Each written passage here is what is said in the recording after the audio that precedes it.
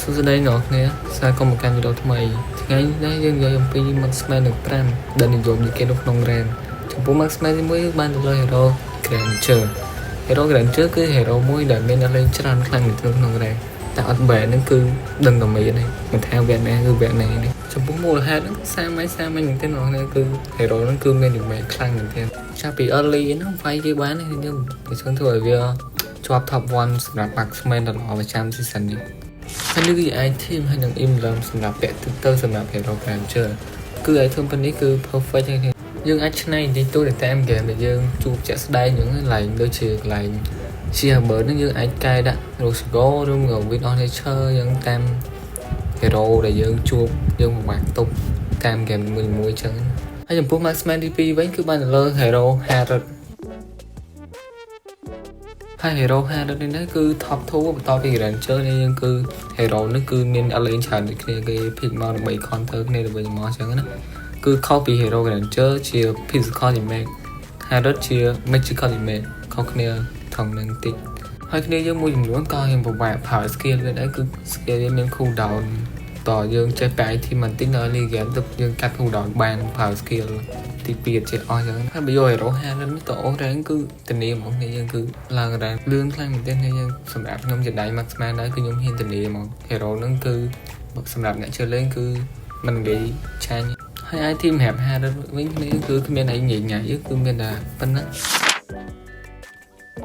តែយើងអាចកែ item slot ទី5យើងដាក់កាត់ឈាមក៏បានដែរទៅតាម hero enemy តើគេមាន hero ណាដែលឡើងឈាមច្រើនអញ្ចឹងណា emblem វិញក៏មិនមានអីច្រើនណាគឺយើងប្រើ emblem max ជាមួយនឹងកាត់ cooldown 5% ជាមួយនឹង farm លុយលឿនហើយនោះស្អីគេនេះខ្ញុំអត់សូវដឹងដែរតែខ្ញុំព្យាយាមស្វែងយល់តាមពី emblem ទៅហ្នឹងហើយខ្ញុំនឹងធ្វើវីដេអូមួយទៀតសម្រាប់អ្នកនរគ្នានៅវីដេអូក្រោយផងដែរ Yes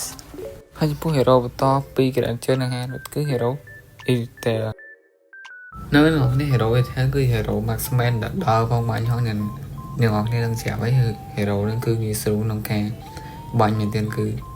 យើងបានទៅបាញ់បានទាំងរត់ហើយ damage ចេញមកច្រើនទៀតសម្រាប់វាយដូចជា hero មក assassin ហត់មកគៀកជាដើមពេលយើងដាក់ skill ទី3បូកជាមួយនឹង spell ហត់លឿនគឺលឿនខ្លាំងមែនទែន hero ហ្នឹងគឺ aim ក៏ធំហ្នឹងហើយចំពោះការ pick យកមកលេងវិញនៅក្នុង MBL KA និង MBL Indonesia ជាដូចជា MBL Philippines គឺ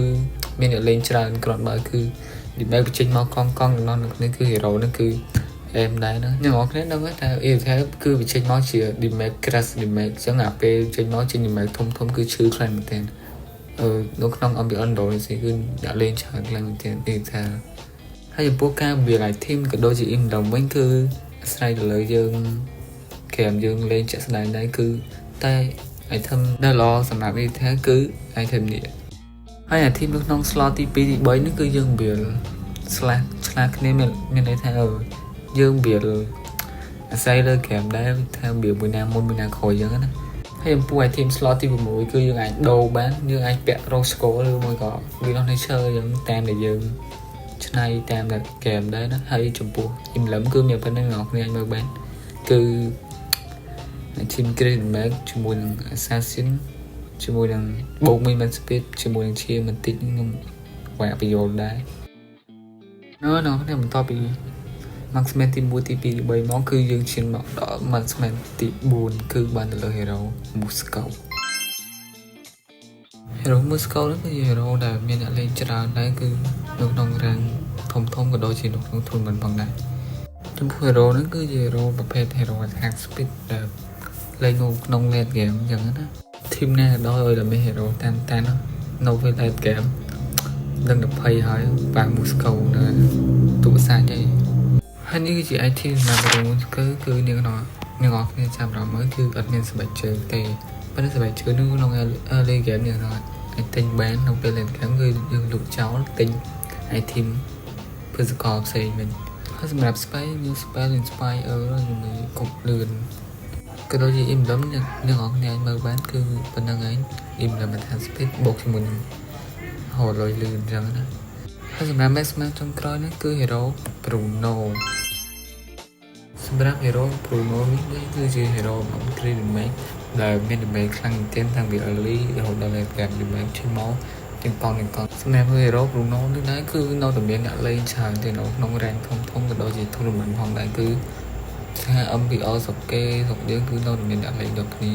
bao giờ vì ai thêm đừng im lầm bóc được đồ bánh cứ thòm đen đưa kê được đấy cứ mình đi khóc nghe trời đấy cứ nè chúng buổi thêm xe bởi thì có ai lụt tên như Roscoe đâu mừng bên on hay chơi ban được tem kèm để dừng trăm bài tập tay chẳng á im lầm rủ nói chúng vô sang xin cái đôi chỉ con im lầm đừng anh mới được anh bán cứ như là phần này space dương vô speaker máu bờ nên cái miền stand cái đôi chỉ cc chả dương vô show thì phải cái bán thế nào đi nơi nó thì về độ bỏ những cơm miền được phần này cứ anh một đòi tìm cho máy thay được này có thể